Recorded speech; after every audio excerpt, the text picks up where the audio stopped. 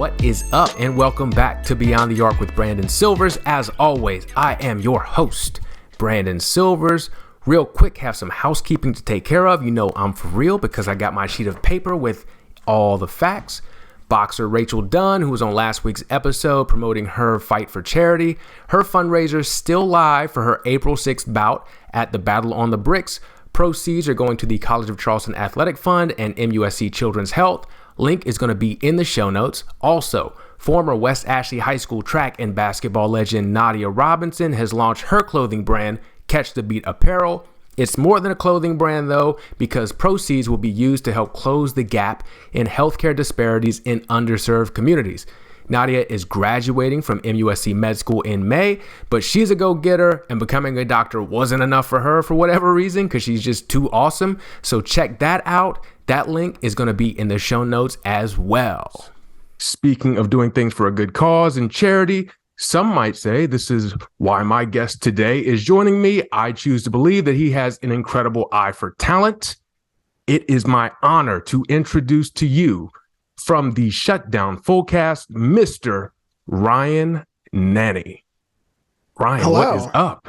Thank you for having me. First of all, I feel like you are doing me the favor in all of this. Like I'm out here trying to be on podcasts just for its own sake, and you are the one who is welcoming me into your home. So I owe you the debt of gratitude. You know what? You're welcome. So you have a goal, an interesting goal this year that has led you onto the show. Please explain that if you could. It's very simple. I decided at the end of 2022 that I enjoy being a guest on podcasts. And I was going to do as much of it as I possibly could in 2023 without limitations. I don't need to be on shows where I have a lot of expertise to offer. I did an F1 show the other day. I've never watched an F1 race in my life, but I bring to it, hopefully, a positive attitude and a willingness to be part of a conversation and let it go from there. So right now I think I'm up to, what is this, early March? I'm closing in on 50 or so podcasts that I have guested on. My wife finds this whole pursuit charmingly confusing, let's say. That's the diplomatic way to put it. That's great. So I'm going to let you in on a little secret, something I've withheld from you. Okay. I have listened to every guest appearance you've released. Wow. To date. That's a lot of work. It really was. And from that, I have learned two things. Okay. One, you're very good at handling random questions no matter what. Thank you. Number two, the question you get asked the most is about, I'll let you explain. It's an appetizer related question. The bloomin' onion question? The bloomin' onion question. Yeah. So here's the short context for people who don't know. In 2018, on January 1st, 2018, I got to be, for one quarter of the Outback Bowl, the costumed bloomin' onion mascot. This was a bowl game where South Carolina beat Michigan in a big comeback. Very exciting. And this came about solely because, much like this podcast endeavor, I was just sitting in my living room one day and said, I want to do that thing. And similarly, my wife looked at me and said, I don't understand that, but I support it. And so I badgered Outback on Twitter for probably 8 months until they eventually sort of relented and were like, okay, you can come to Tampa and do this thing. And I had a lot of fun doing it. And I have a picture of it on my wall and everything. And it is a really fun thing to have come up that high on your Google results for people who are maybe just oh, I met this new dad at school, or here's a new neighbor or something. Let's learn a little bit more. Oh, okay. That's a thing he did. Yeah. So in an effort to help you out by making you look less insane to your wife by comparison, and also help myself out by standing out in this crowded sports media industry, I do not have any questions about the Bloomin' Onion. Fantastic. I love it. Instead, I have a Bloomin' Onion question. So as you can see, if you're listening, use your imagination. Arts and crafts is my passion. Yeah. This is well done. Yeah. Each fried construction paper onion has a number. The number has a corresponding question on my list of questions. We're going to go down. We might get none done. Sure. Ryan might leave right now because he's frightened. No. I think this is great. I love this. I absolutely love the commitment to this. Yeah. So let's see what we got. Okay. First go question. ahead. Ryan, are you ready? I'm as ready as I'm going to be. Let's do this. That's the correct answer. Yeah. All right. Number 18. First up. On one of your appearances, you mentioned that the thing you miss most about your hometown of Tampa is the weather, which let you do a lot of outdoor activities year round. You specifically mentioned playing outdoor basketball. Mm-hmm. Which NBA player, past or present, does your game most resemble? I mean, the answer is none. I was never a particularly good basketball player, but I will say this. I remember at a formative age, probably middle school, I decided that my path to being a successful basketball player, whatever that means, not obviously going to the NBA or anything close to it, was to become a tenacious defender and a really strong passer. I was always I'm not going to be the leading scorer. I shouldn't even show up if I'm fourth in scoring on my team's box score, we lost. We definitely lost and something went wrong. But if I can really get good at distributing the ball and playing active defense, those are I guess glue guy is what I'm describing. Not good glue, not brand name Elmer's glue, but dollar store on deep discount, might not actually make paper stick together, that kind of glue guy. That's what I was. That's what I used to make the Bloomin' Onion. Yes. So I'm thinking maybe Andre Iguodala, is that maybe? Yeah, okay, there you go. I didn't want to do two white guys, but we're right. Maybe a Wojo. Mm-hmm. Probably not. You don't seem like a dirty player, so I don't want to go Patrick Beverly. No. I don't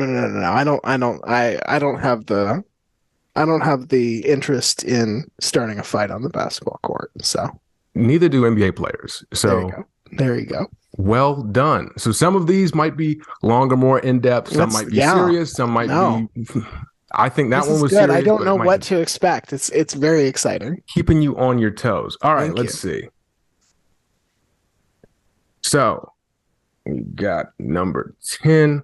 On another podcast, you mentioned that your favorite Marge Schott fact, former owner of the Cincinnati Reds, was that she refused to pay for the wire service that provided out-of-town scores, so you had no way of knowing scores of other games if you were attending a Reds game. Yeah. Do you have a second favorite Marge Schott fact? If so, what is it? Oh boy, I have to pull this one out because okay.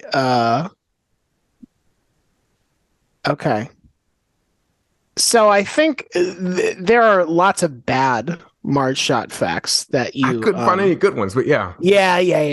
Super racist, way too into Nazi paraphernalia or collectibles, if I remember correctly. Good to have hobbies, I guess. Yeah, but I do appreciate that she made her Saint Bernard, who I think was called. This is the part I'm confirming. Yeah, it was called Shotzi, and then later had a successor named Shotzi 2. Very creative. It was the Apollo space program or something. And she made the dog. She gave the dog basically carte blanche. It was the most important entity in the organization. If the dog, she let the dog go to the bathroom on the field. And if you got mad about that, if you were a player, she would get mad at you. It was not an issue, this dog came with her to press conferences. it got to like roam around during warm-ups and like sniff the players. I think rumoredly when the team was in losing streaks, she would like ask the players to like rub the dog's hair on themselves and ask the manager to put like dog hair in his hat. And she was way, way too into this dog, but it was like almost I don't know if it was charming, but it was a fierce commitment. Let's put it that way. Yeah, I see people complain about bringing dogs to breweries and everything. Yes. This is next level. That. Yeah, I mean, you couple that with the level of disregard she seemed to have for people and the level of commitment she had for Shotzi the dog, and it was like, oh, okay, I think I understand this person. I don't necessarily like this person, but I understand more what's happening here. Which is weird because, you mentioned she was a racist, and dogs are rumored to be colorblind. So she could have learned from Shotzi and Shotzi too. I only wonder what the dogs thought of all of this. If they were like, God, I don't want to go. I don't need to be out here for a press conference. I'm just trying. Come on, let me be me. Just want to go eat my own poop and roll around. That's right. I'm out here negotiating with Eric Davis. No. Well, that's good. I didn't know you would be able to. That was a good poll because that was tough. Thank you. Yeah. Yeah. So let's see. All right. Oh, this is a good one. So you mentioned you were the Bloomin' Onion at the Gamecocks game. I'm a Gamecocks fan. This is somewhat related to that. Okay. If God truly loves Dabo Sweeney, is heaven really hell? Can you unpack this a little bit before I answer the question? Man, because just imagine dying and going somewhere full of Dabos. Yeah. Yeah. That's a fear of mine. I've actually begun committing more sins to try to prevent them. Just to avoid that fate. Okay, so if we live in a world where everything Dabo says and believes is the path, I mean, I think the good news is that, look, let's think of it this way. Clemson is famous under his leadership for a very particular kind of recruiting. They are not out here offering huge classes. Like when you if you get an offer, they expect you to take it. They're not interested in like hanging around your top 5 on Instagram and on Twitter for 3 months or whatever it is.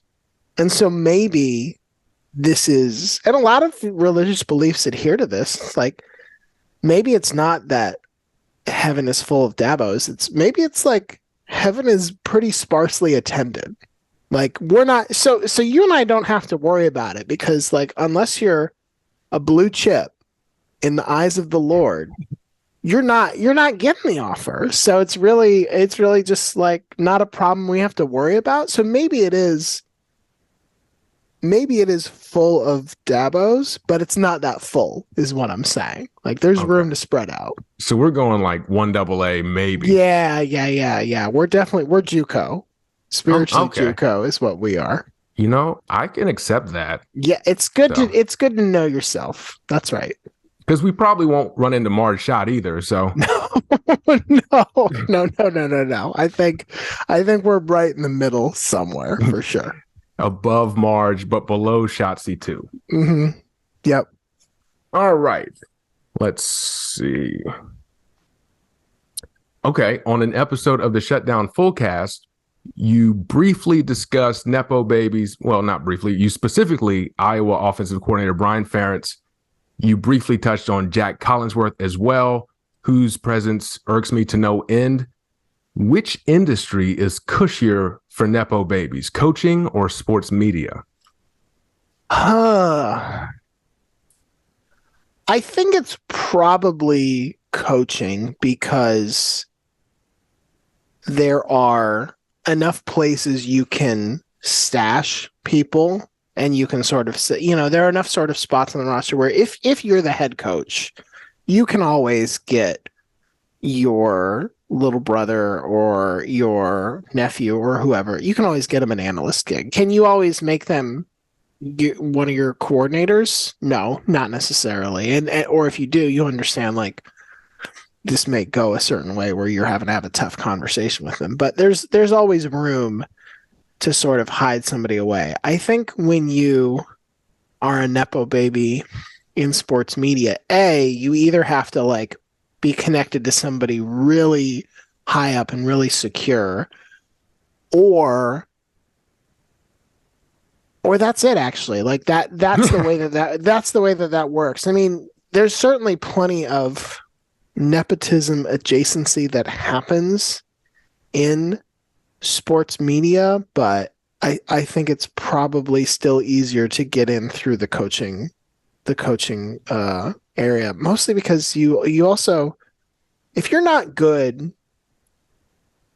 in sports media, if you're not a good announcer, if you're not good color commentator, whatever, people will let you know that.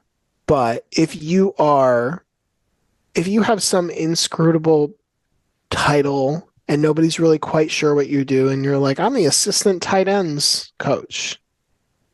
Okay. Like, how many people are watching a game and being like, you know who I think is the problem here? The person who is secondarily responsible for our tight ends. I think that is what is making our football team fail. Like, you get to hide in plain sight a little bit more. Yeah, and if you were bad enough after being a high enough level of a coach, they will pay you not to coach. Yes, correct. So that's really the dream. Yes. Let's see. All right. Okay, a lighthearted one here. Okay. You were recently laid off. Yeah. What's the best thing about getting laid off? The best immediate thing I can tell you is when you get laid off, at least I got to go through my work calendar and I didn't have to do this. There's no practical reason. It was purely cathartic. And I just got to go through and say like, all right, what are all these like regular meetings that I have on my calendar? And I just got to go delete, and just like literally take it off of my plate, my emotional plate. And while like, look, obviously you're not going to those meetings anymore, the act of doing that felt very freeing in some ways. Like, even if it was a meeting with somebody that I liked, it was just like, well, that's not a thing I have to worry about anymore. The other thing is that, and I think this is true whenever you leave a job, whether it's your choice or not, I imagine most people who are full-time employees somewhere have at least one project that they're just like, man, this thing sucks. This thing is nagging at me. And when you leave, and I've had this when I've left jobs voluntarily, and I definitely had it when I got laid off, you get to wipe your hands of it. You get to just be like, well, now I don't care about that. I know it is maybe a shit show, and it is maybe going to be even worse now for the people who still have to deal with it.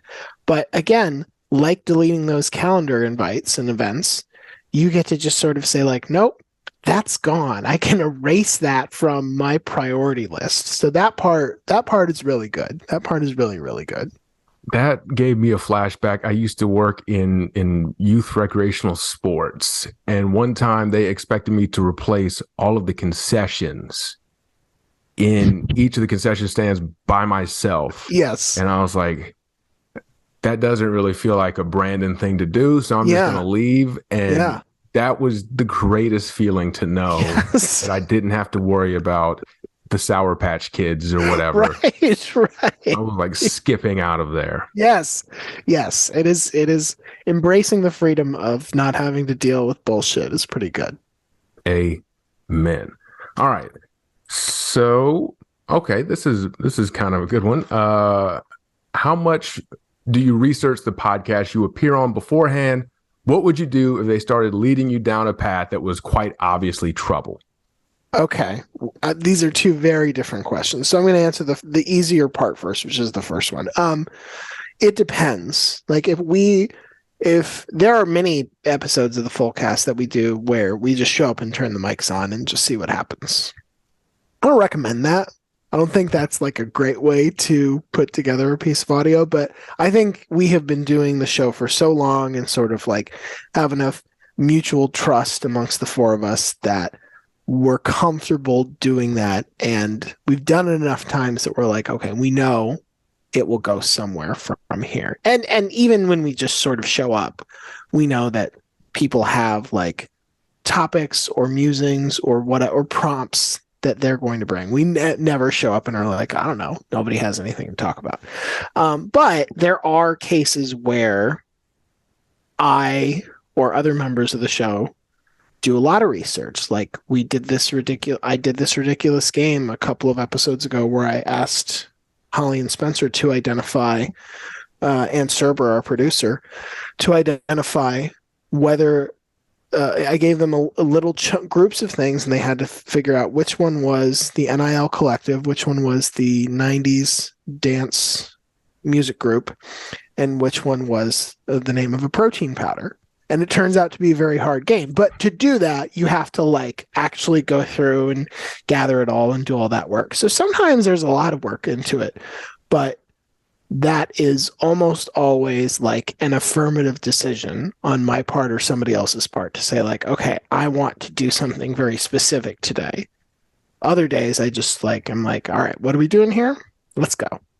The second part of your question is much trickier.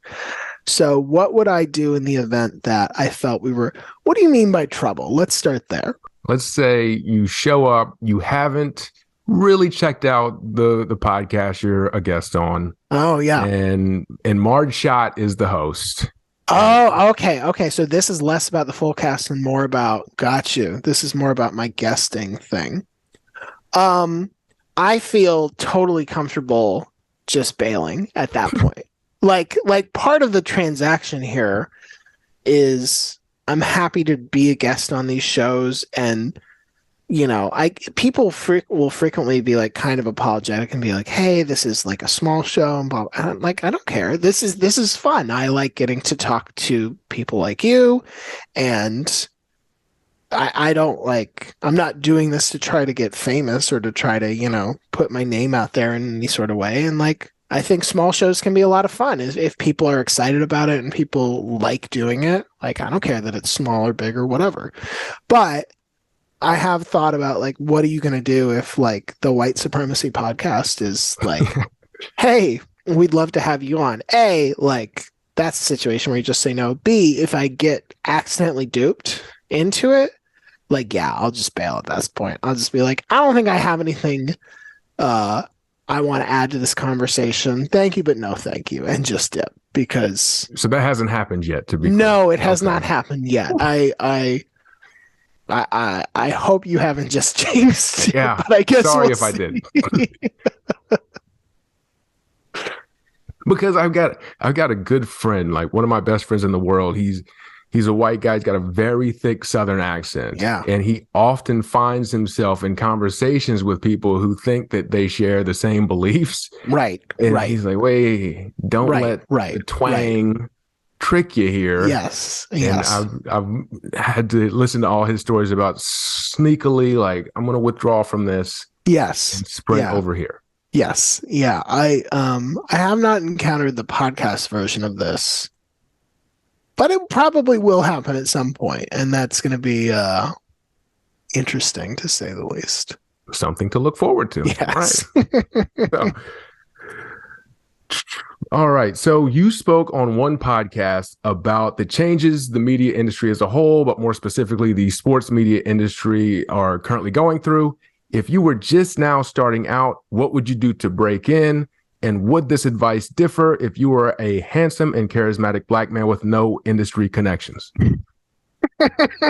First of all, it should be noted for anyone who hasn't seen a photo of me, I am not a handsome, charismatic black man. Or maybe they've just seen your Twitter profile picture. There is still a degree of like, you're not Eddie Murphy from 30 years ago? No, I regret to inform you that I'm not. This is an interesting question. I think there are sort of like two challenges you have to deal with if you're getting started in this. One is sort of like, what is my specific value that I bring? And I don't mean that in a monetary sense, but like, what is the thing that I think I can do that makes the experience of liking and following sports more enjoyable, more interesting, adds more context, whatever it is. Like, I think the most obvious thing that has grown in sports media along this route in the last, I don't know, 10, 15 years is probably the rise of people who specialize in analytics. These were all people who just, like, I never get the sense that people who are deeply focused on analytics started out thinking like, oh, this is going to be how I break through. This is going to be a career. This is going to like get me a job with a team. Like, I think most of them are just like, I'm a big numbers nerd, and this is like what I like doing. And so I think finding whatever your version of that is, your lane, so to speak, or your strength, is the first key.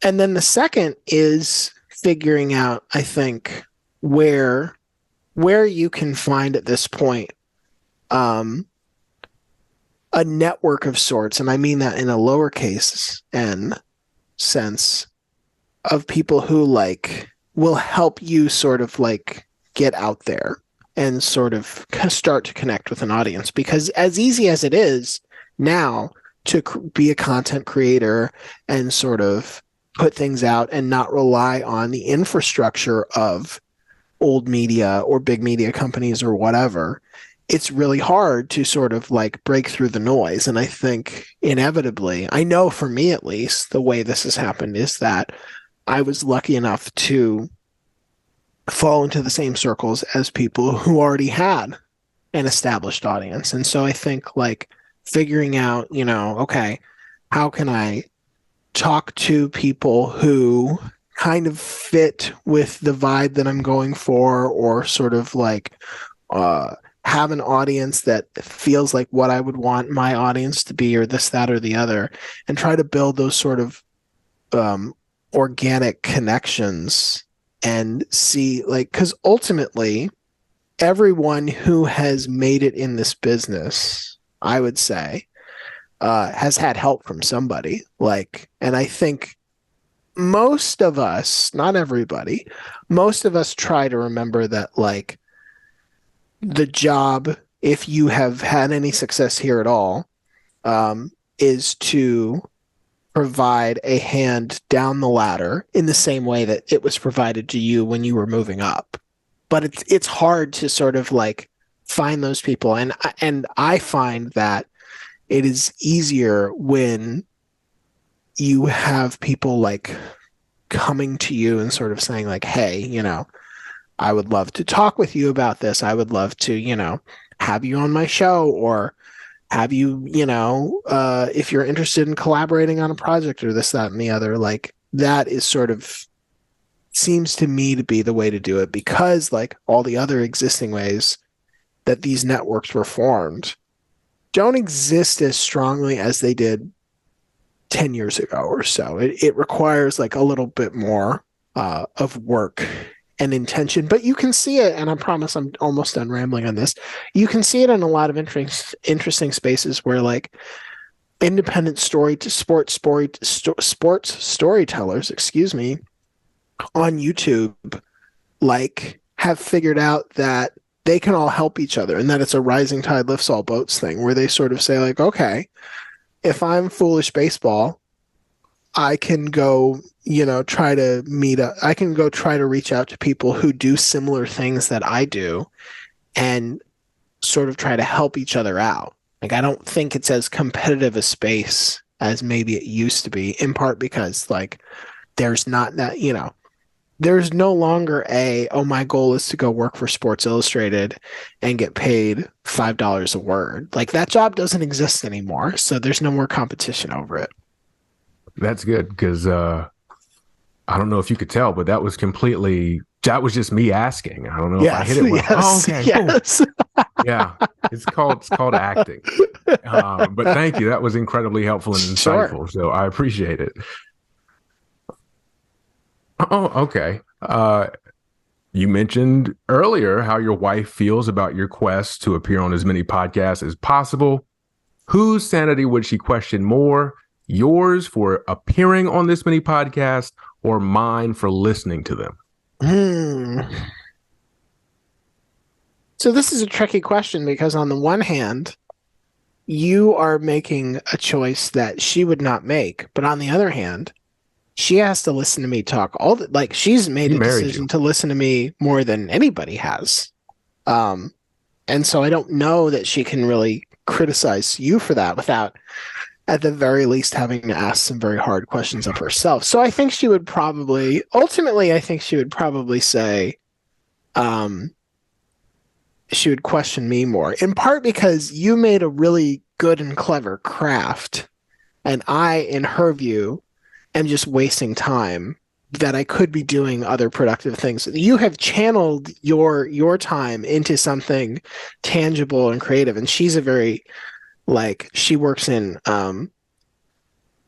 costume and wardrobe for a theater company in Nashville. So like the fact that you have made something physical already puts you ahead of me in her book. Okay. We will not tell her that I asked my girlfriend to make this for me. That's So fine. That's fine.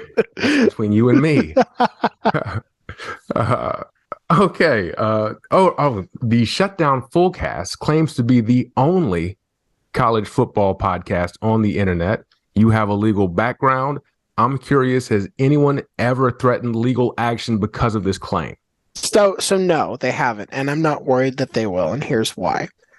In the world of advertisement and marketing litigation, there is a really fun claim, a really fun term of art, I should say, called mere puffery.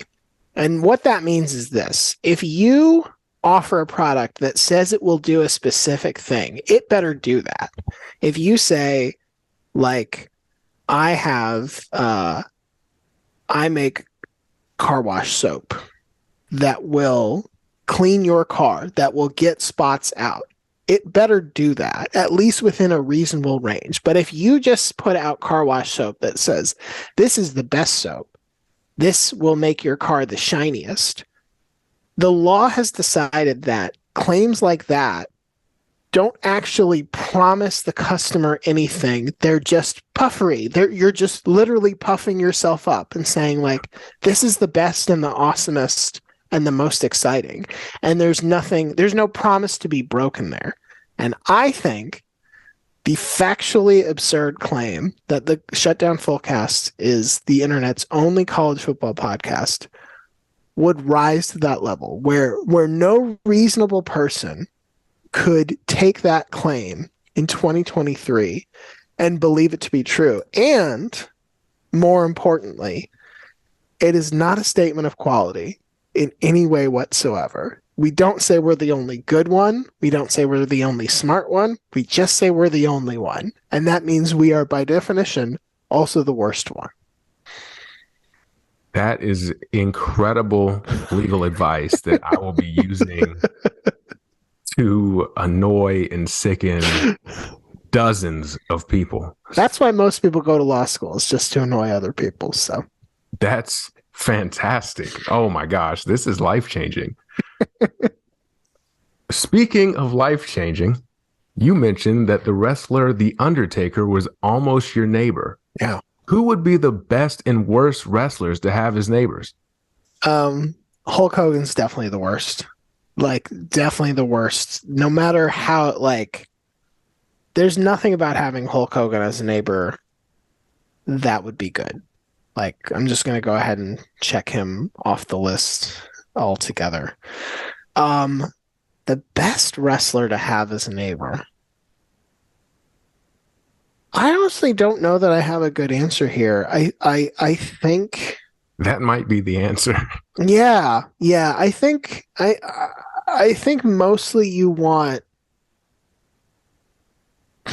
I think the best wrestler, here's my cop-out answer. The best wrestler to have as a neighbor, excluding Hulk Hogan, even though he would apply to this category, is a retired wrestler. Because then you have somebody who you're like, okay, I can hear a lot of cool stories from you, and like, you're probably a pretty interesting person, but also I know that you have like slowed down. And I hear myself saying this, and I'm like, would Ric Flair, but I actually think I'd be fine being Ric Flair's neighbor. I would know what I was getting into at the very least. And with a retired wrestler, hopefully you're getting like the dialed down version of this person who, like, are they going to like pull up in a convertible blaring music? Yes, but hopefully it's at 2 p.m. and not 2 a.m. And that makes a difference. Huh. That's good to know. I do have, my grandmother was a big wrestling fan and met Ric Flair. Yeah. Or someone who, we won't call him Ric Flair for the purposes of this story. Someone Okay. Ric Flair like. Okay. And, it was at a party and he had the robe on and he revealed nothing under the robe. So, which in the realm of all wrestlers might not be the worst to live by, especially with that knowledge. Like, okay. Sure. Yeah. I mean, again, it's all about setting expectations. Like, you understand, as long as you understand this is what's going to happen, it's easier to sort of deal with it when it does. And most people, I'm guessing, don't wear anything under robes, but you would think this person would be an exception, but it turned out for that time, no. Right. So there you go. This is also why wrestlers all do so well in Florida, because like the behavior we're describing, you could ascribe to a non-wrestler in Florida and be like, yeah, that's just what, yeah, okay, that happened. I get it. That's a great point. All right. So what have you gotten out of being on all of these podcasts? Have you learned anything, or has it just been fun meeting people like me? Primarily, I will say that it's fun. Like, talking to people is, for me at least, very satisfying and very enjoyable in a way that tweeting at people or, you know, being in a commenting section or whatever, it's not the same thing. Like, there is a real value to the social interaction.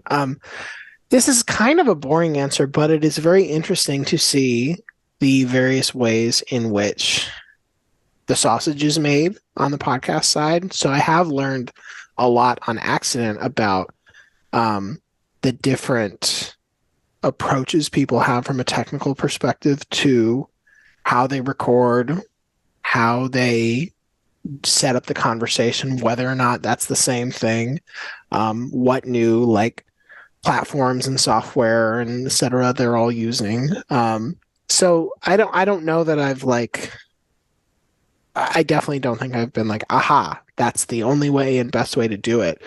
But it has made me much more aware of, like, to the point where a podcast I was on yesterday, when they reached out to see if I wanted to be on it, they were like, we've only ever done this with the two of us talking to each other in the same room. Can you help us figure out like how to do this remotely? And I was able to give them an answer, not because of anything I've done on my show, but because of other shows that I've appeared on and been like, oh, here's like a couple of tricks I've seen other people try. So it has been interesting from that perspective. Yeah. It's been educational for me just listening to the different podcasts you've been on, because you get a feel for like, okay, stylistically, this is what I like. This is what I don't like. Yeah. Different things like that. So even just as a listener, someone who, like, I've got my 3 podcasts I listen to or whatever, to step outside that box and pick up some things has been great for me. So sure. I highly recommend, if Ryan Nanni's on a podcast, listen to it and you'll learn something. All right. So we talked a little bit about the industry before. What are some of the harder moments you've experienced in trying to break in, or either you've had in the industry, and how did you kind of work through it? Or has it been a breeze? No, it definitely hasn't been a breeze. I think this is not a real like specific moment answer, but I think and I know from talking to other people that this is very much a shared thing.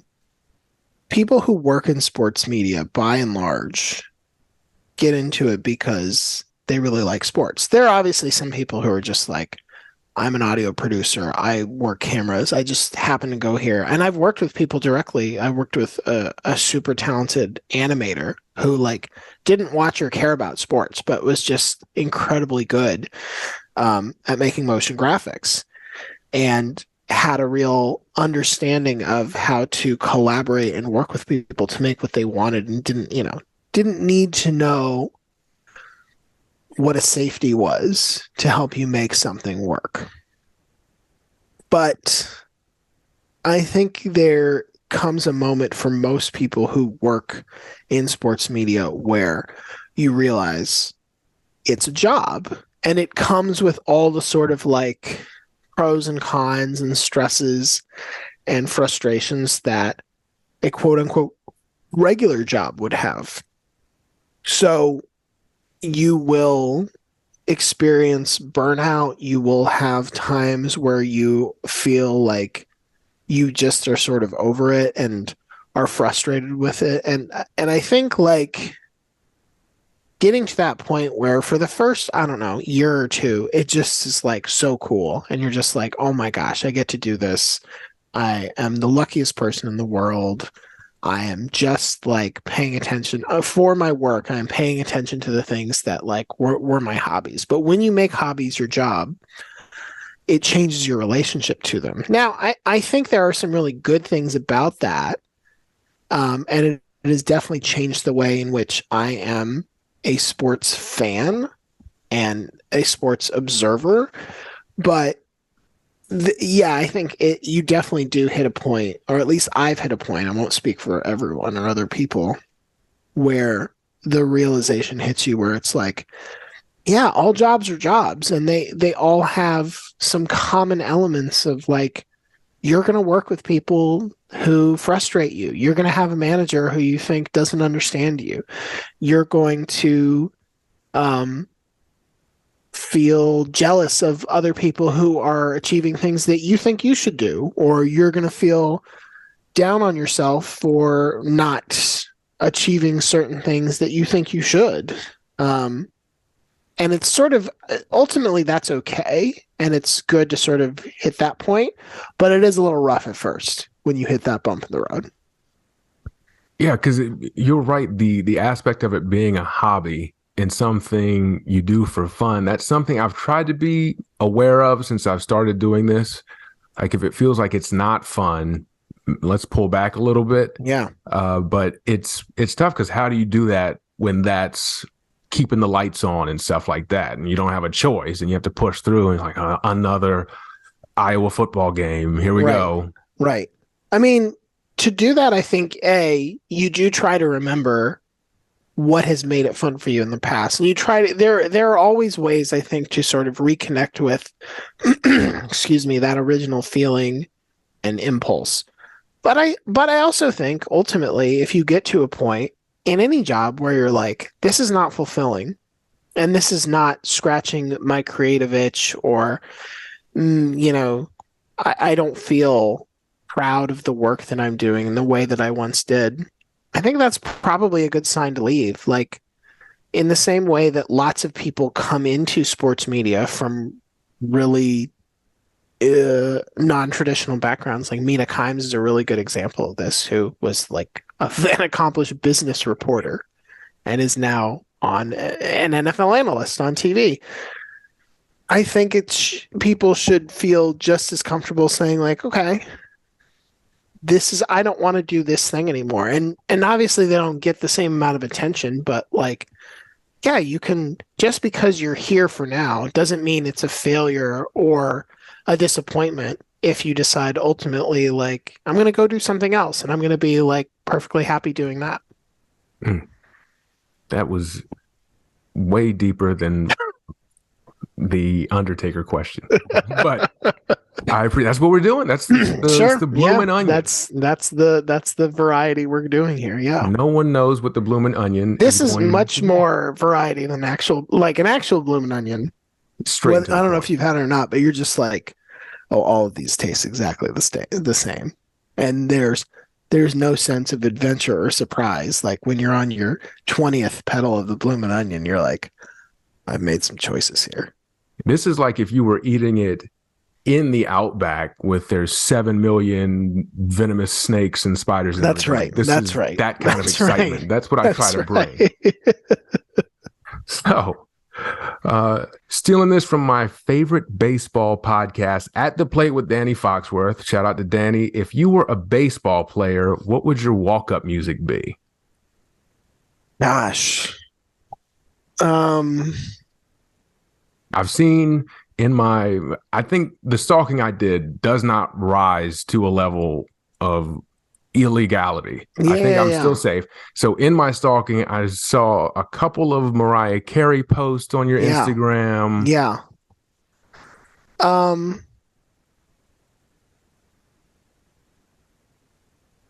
I think that's probably a good impulse. Oh no, I know what the answer would be. So it's not as true as it was and as much anymore, but my 6-year-old daughter had a stretch where she was super into Selena, the late great Tejana singer. And I think I would probably have to pick something from that. And it really wouldn't matter because like there's no Selena song where you're like, oh, that's super sportsy, that's super baseball. Like, so I think I would do El Chico del Apartamento 512, just because it's peppy, it's one she really likes, and I think it would confuse. I do appreciate that it would deeply confuse people when like you'd see super white dude, super white name coming to the plate with a Selena song blaring. I think people would be, at the very least, people would be like, the hell's going on here exactly? And that's the distraction I need to provide before I inevitably strike out miserably. That guy looks like a strong passer and defender on the basketball court. What's going on? What's he doing here? Yeah. That's a very good answer. Huh. I think I had All Eyes on Me by Tupac. Mm-hmm. That's good. That's good too. That very different vibe. Yeah, Good vibe. Good vibe for a walk-up song, for sure. I was not a pass first point guard. I was a first, shoot second, shoot third point guard. Do you have like a basketball game that you remember where you're like, oh, I was lights out that day? A couple. That makes me sound better than I was. I was really good in high school. Went to play Division II. And then some stuff happened. I blew out my Achilles, which I don't recommend doing. Yes. But I have a couple where I was just like, I don't even remember anything. It's like I dreamt the game. Right. And then well, people talk about being unconscious. And my sense is like, that's what it actually, I've never had an athletic moment like this, but hearing people talk about it, it's like it kind of feels like they're in sort of a dream state where they're almost like outside of their body. Yes, that must. I don't remember any specifics. Yeah, it's an incredible feeling, and so you read the flow state. You read as much stuff to see if you can kind of manipulate and get into that on your own because it's the best feeling in the world. You don't even know what you did, and you're like. Whatever just happened, I know it was awesome. I can feel it was awesome. Right. I don't have any specific memories, but I just feel like a badass. You just walk out of there just knowing, like, I'm that dude. Right. So, yeah. So I think All Eyes on Me is a perfectly good pick for you. Yes. Agreed. So, let's see. Okay. Speaking of that, I'm doing a series on the allure of March Madness brackets, why we like to fill them out. The different strategies people use. My dog is making picks. I'm bringing on an animal expert to make picks just based solely off of mascots. Yeah. What is your strategy for filling out your March Madness brackets? I'm so bad at this. I mean, I am the kind of person who won a bracket, I don't know, 15 years ago at this point, and therefore is like constantly chasing like, oh, okay, I did it once, therefore I can do it again. And so the trap I fall into, which is wildly unsuccessful, but it's the one I'm gonna do it this year too. Is I think of it as my goal. I kind of think of it the way you set up like a battleship board or something like that. And my goal is not necessarily to make the best bracket, but it is to make the most unique bracket. Like the needle I am trying to thread is I want the possible but unlikely or unpopular outcome that if I am right, only I am right. I don't want to be like, I think the most frustrating feeling when you're when you're in a bracket pool is you get to the Elite Eight and you're like, oh, my bracket's still looking pretty good. And you look and you're like, but that's because I have like everybody else has all these teams. Like I haven't, either because it's super chalky and I went that way, or like we all picked the same underdog or this, that, and the other. And I would rather get to a point where at that point in the tournament, I'm like, either I look like a savant, I look like a psychic, or I look like an idiot. I would like it to be decisive in either direction.